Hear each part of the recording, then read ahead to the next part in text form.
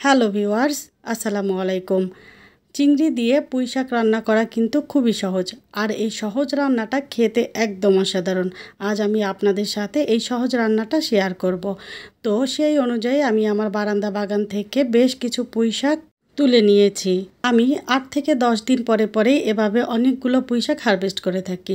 আর এখন কিন্তু পুঁই শাকের সিজন, বৃষ্টির পানিতে পুঁই শাকগুলো বেশ ভালো হয়। তো দেখেন আমার এখানে বেশ মোটা মোটা কিন্তু অনেকগুলো পুঁই শাকের ডগা হয়েছে।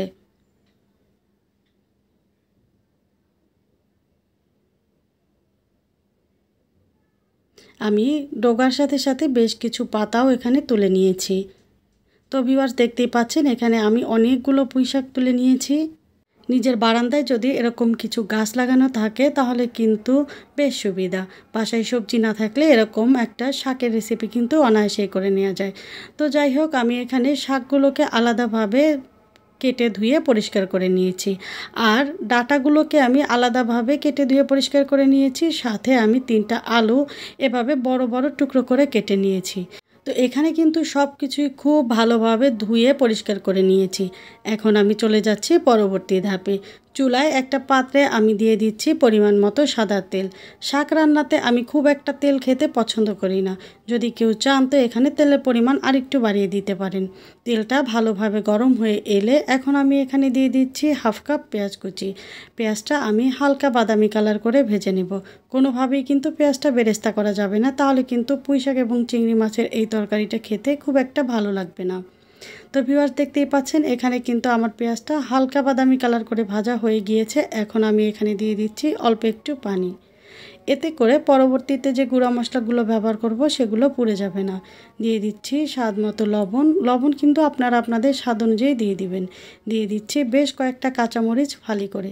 এখানে ঝালটাও যে যার স্বাদ অনুযায়ী দিয়ে দিবেন। দিচ্ছি হাফ চা চামচ লাল মরিচের গুঁড়ো, ১ চা চামচ হলুদের গুঁড়ো এবং দিচ্ছি হাফ চা চামচ ধনিয়ার গুঁড়ো। আর এখন এখানে দিয়ে দিচ্ছি ১ চা চামচেরও কম আদা এবং রসুন বাটা। শাকের যে কোনো রান্নাতে আমি খুব বেশি মশলা খেতে পছন্দ করি না। যারা বেশি মশলা খেতে পছন্দ করেন এখানে সেই অনুযায়ী মশলাটা একটু বাড়িয়ে দিবেন। তো এখন আমি সমস্ত মশলাটা খুব ভালোভাবে কষিয়ে নিব যতক্ষণ পর্যন্ত না মশলা থেকে পানিটা পুরোপুরি টেনে যাচ্ছে। যখন মশলা থেকে তেল এভাবে আলাদা হয়ে যাবে তখন আমি বুঝে নিব যে মশলাটা খুব ভালোভাবে কষানো হয়ে গিয়েছে। এখন আমি এখানে দিয়ে দিচ্ছি বেশ কিছু নদীর চিংড়ি।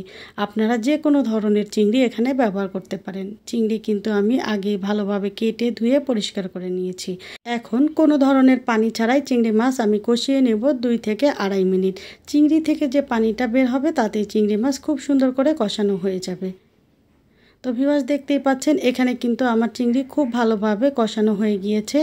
এখন এখানে আমি দিয়ে দিচ্ছি পুঁই শাকের ডাঁটা এবং আলু। তো এখন ডাঁটা এবং আলু ভালোভাবে কষানোর জন্য আমি এখানে অল্প পরিমাণে পানি দিয়ে দিব।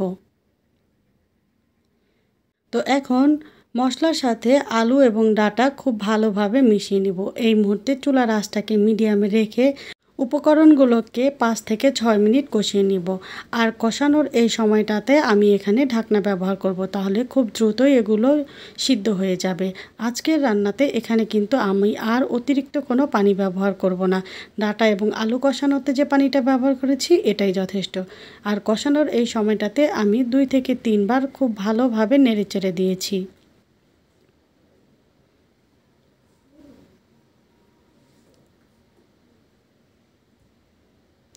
তো ভিউয়ার্স, দেখেন এখানে ৫ মিনিট পরে আমার আলু এবং ডাঁটা খুব ভালোভাবে কষানো হয়ে গিয়েছে। আর এখানে কিন্তু আলু আর ডাঁটা ৮০% এর মতো সিদ্ধ হয়ে গিয়েছে।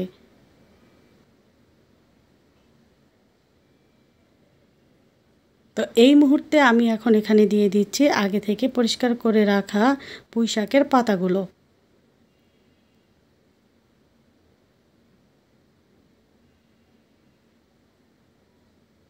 তো আমি অল্প অল্প করে এখানে পুঁই শাকগুলো দিয়ে দিচ্ছি।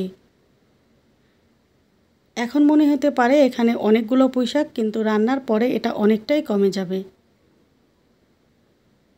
তো সমস্ত পুঁইশাক এখানে দিয়ে দেওয়ার পরে আমি ঢেকে দিব। এখন কোনো নাড়াচাড়া করব না, ঢেকে দিয়ে অপেক্ষা করব ২ মিনিট। ২ মিনিটের মধ্যেই কিন্তু এখানে শাকগুলো চুপসে যাবে। তো ভিউয়ার্স দেখতেই পাচ্ছেন এখানে 2 মিনিটের মধ্যে শাকগুলো কেমন চুপসে গিয়েছে। এখন আমি শাকগুলোকে মশলার সাথে খুব ভালোভাবে নেড়েচেড়ে মিশিয়ে নিব। এই রান্না করাটা কিন্তু আসলেই খুব সহজ আর খেতে কিন্তু একদম অসাধারণ। আর সেটা যদি হয় নিজের হাতে লাগানো গাছের পাতা তাহলে তো কোনো কথাই নেই। তো ভিউয়ার্স দেখতেই পাচ্ছেন এখানে কিন্তু অলরেডি শাক থেকে অনেকটা পানি বের হয়েছে।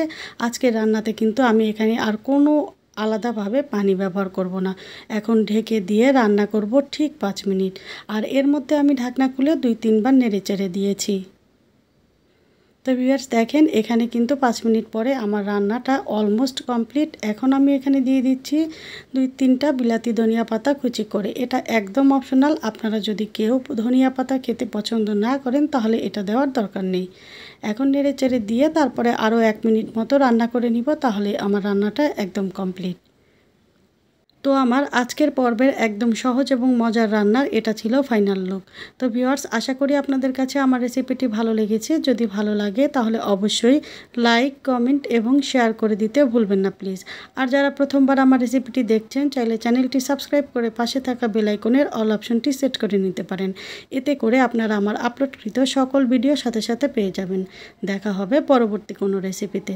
ততক্ষণ পর্যন্ত ভালো থাকবেন। আল্লাহ হাফেজ।